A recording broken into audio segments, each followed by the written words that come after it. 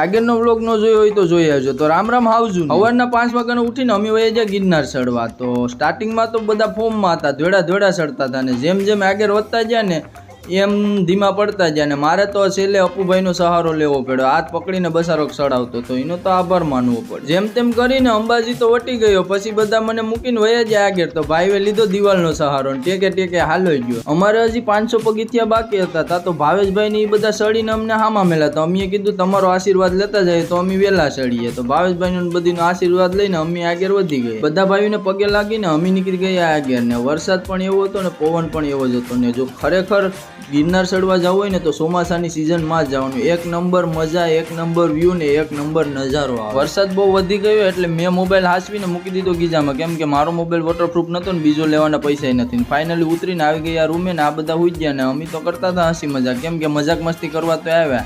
આગળનું ભાષણ તમને કરું ને